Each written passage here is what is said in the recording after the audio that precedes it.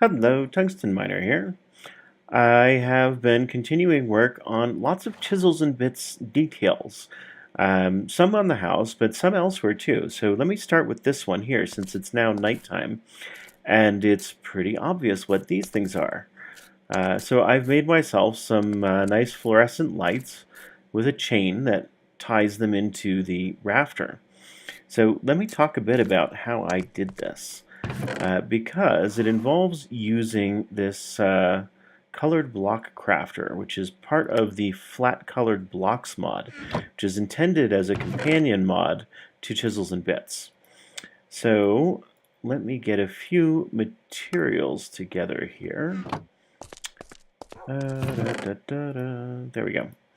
All right, so when you've got this thing as a tool in your toolbar, and in your inventory you've got some cobblestone and some dye of whatever kind you want to make colors from, you right-click it in the air and you get these options.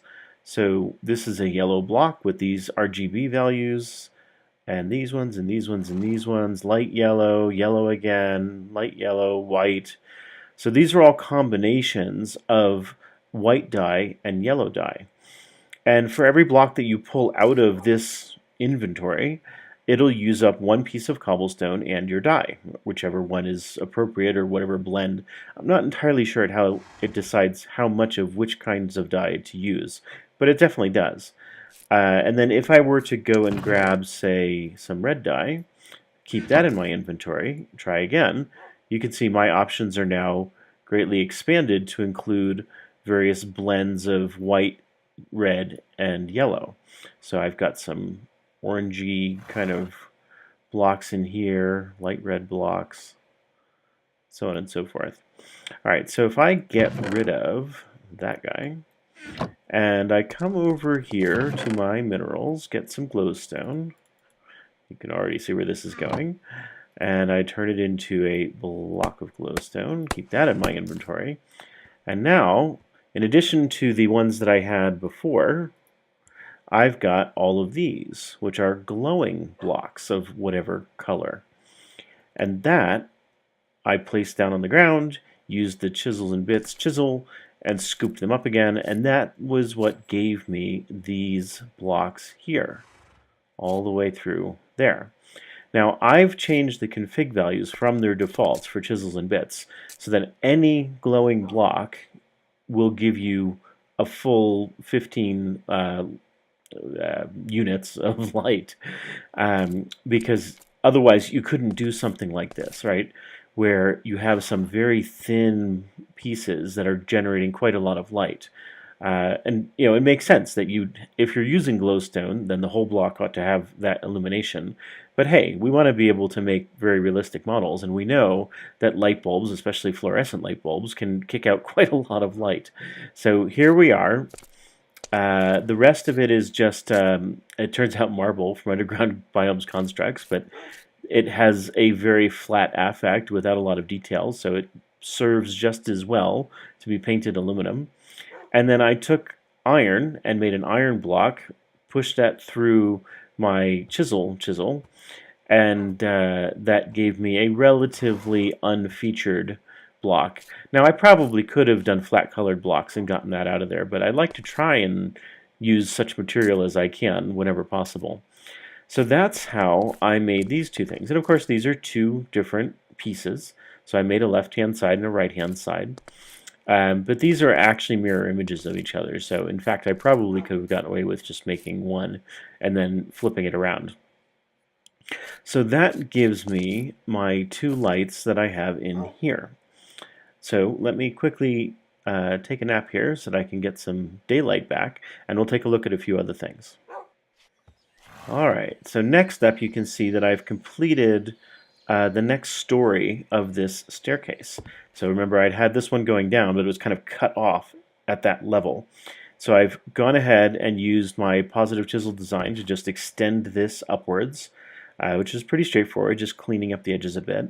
And then again use my positive chisel design to copy the same pattern of staircase that I had down here up a few meters. So now I've got my staircase, which brings me up to this top floor. So I can look out and see the rest of the house here. And eventually, of course, what this will do is join up with adjacent rooms and so on and give me all the rest of that. I extended this platform back a little ways, and what I'm thinking I will do, or try to find a way to do, is to pop a ladder right here so that I can then go up into the attic space, which I'll create up above. And that will give me the full extent of the house. Of course, I'll want to figure out where to put some windows in here, and I'll want to figure out how to get all the rest of this connected up. But I think this makes sense as far as how to frame things in. So I'm pretty pleased with the progress on this staircase. Now I just need to take it another level up so that I can figure out how it interacts with the roof on this higher floor, because I probably want the ceilings in this floor to be 1 meter less than they are on the floor down below. Okay, so now let's go check out the, well, let's take a quick stop over here in the garden. You can see I've cleared out everything I had before. I've got enough food to last me for a good long while now. And what I'm trying to do is develop some agricraft seeds. I've got a mod spotlight on agricraft that you can go check out and see how all that works. But you can see by my my overlay here the growth, gain, and strength characteristics of this particular tomato plant is 1, 1, and 1. And what I've done with the beans here is I've got a plant that's 1, 1, and 1 here, and a plant here that has not yet been analyzed. So what's going on is I've got the plants growing here, I've got cross crops on the whole line down there, and once this plant becomes mature, every tick there's a very tiny chance that a new plant will develop over here. And that plant may have better characteristics than the plant that was its parent. So by setting something up like this, you can allow your plants to slowly make their way down and improve their characteristics. So there I've got some crops growing. Now what I've done here is I put a cross crops between this wheat and this carrot on the hope that there would be some development that could happen to develop a new species.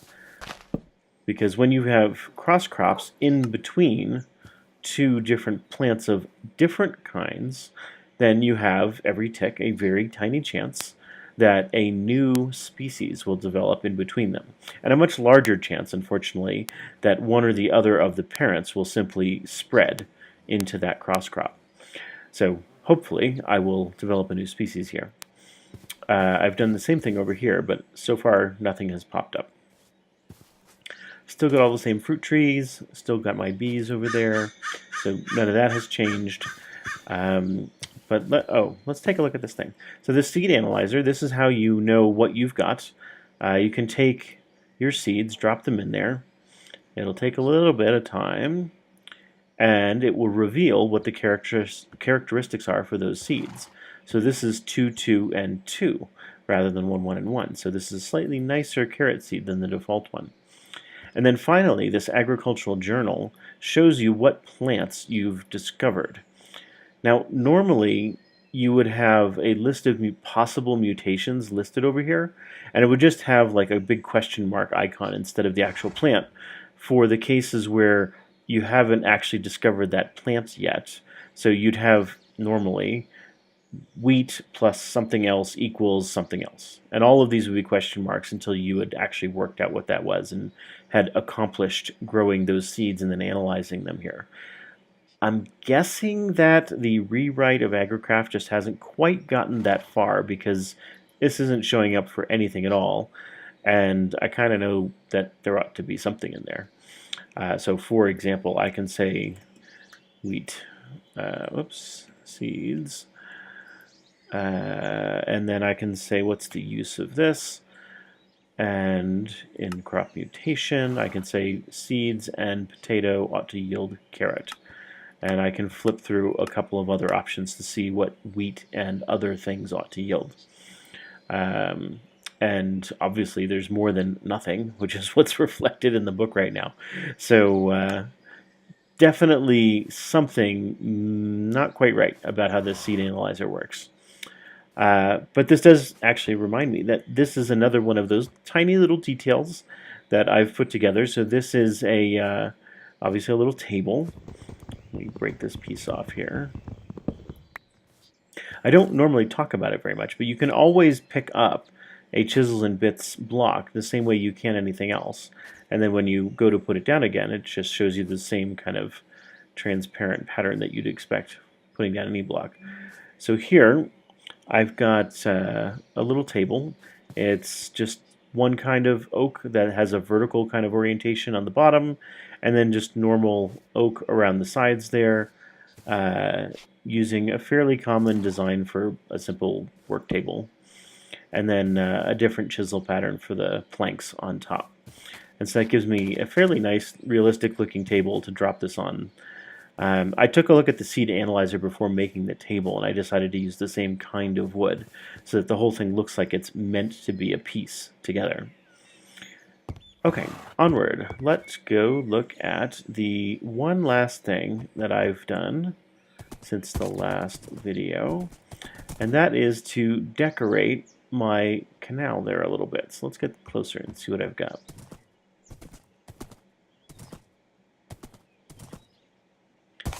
So last time or one of the prior videos, I talked about this road and the canal, and I mentioned that this little bridge wasn't quite finished yet, and I wanted to do something a little extra with it.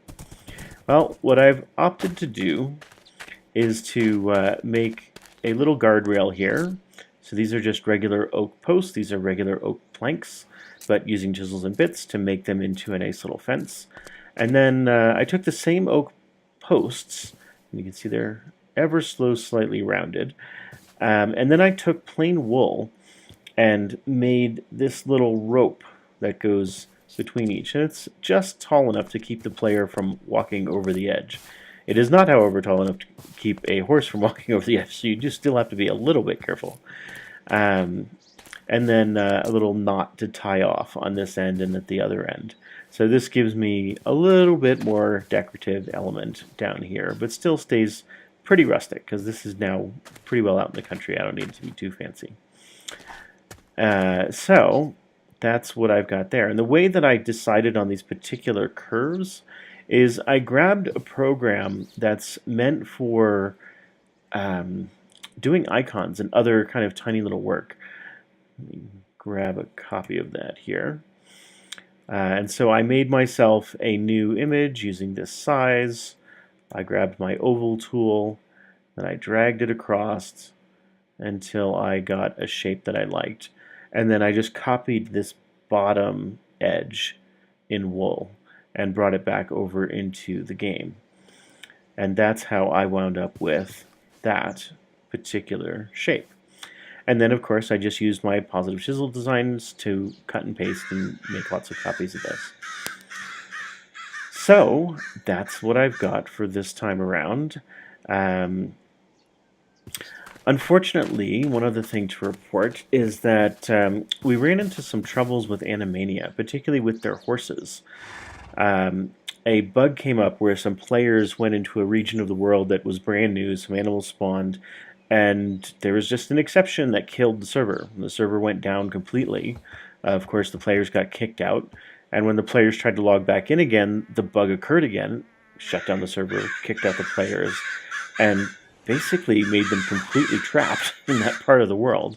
And anytime they tried to log on, they just got booted out immediately and the server restarted.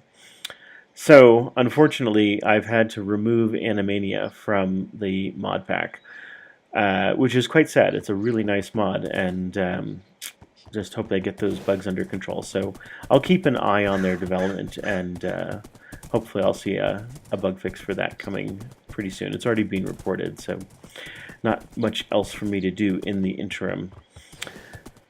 Anyway, I think that is in fact truly it. So if you like this video, go ahead and hit the like button.